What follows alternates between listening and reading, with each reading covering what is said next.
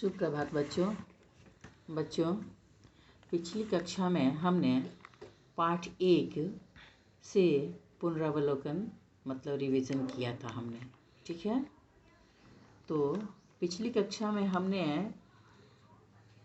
पाठ 1 में जो है भाषा और व्याकरण उससे किया था। तो उसमें हमने भाषा किसे कहते हैं, भाषा कितने प्रकार की होती है इत्यादि, और व्याकरण किसे कहते हैं इत्यादि चीज़ें हमने पढ़ी थी, है ना। उसका अभ्यास पुनः हमने किया था। तो मैंने आपको पहले बता चुकी हूँ मैं आपको कि हमारे देश भारत में भी अनेक भाषाएं बोली जाती है। हमारे देश भारत के अलग अलग राज्यों में अलग अलग भाषाएं बोली जाती है, ठीक है। हमारे देश भारत के अलग अलग राज्यों में अलग अलग भाषाएं बोली जाती है।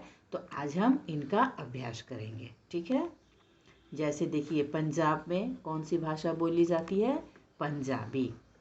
गुजरात में गुजराती, महाराष्ट्र में मराठी, बंगाल में बंगला, तमिलनाडु में तमिल, आंध्र प्रदेश में तेलुगु, केरल में मलयालम, कर्नाटक कन्नड़, कश्मीर कश्मीरी और उड़ीसा में उड़िया बोली जाती है। तो ये अलग अलग हमारे प्रदेश हुए, राज्य हुए, और इन प्रदेशों में बोली जाने वाली ये भाषाएं ये अत्यंत महत्वपूर्ण है, इसलिए इन्हें याद करना अत्यंत आवश्यक है, ठीक है। तो आप इसे फिर से इसका अभ्यास करेंगे, लिख करके याद करेंगे, पहले याद करने के बाद इसे लिखेंगे, ठीक है। और जैसा कि मैं पहले कई बार बता चुकी हूँ कि हिंदी हमारी राष्ट्रभाषा है। हिंदी हमारी राष्ट्रभाषा, हिंदी पूरे भारत में बोली और समझी जाती है।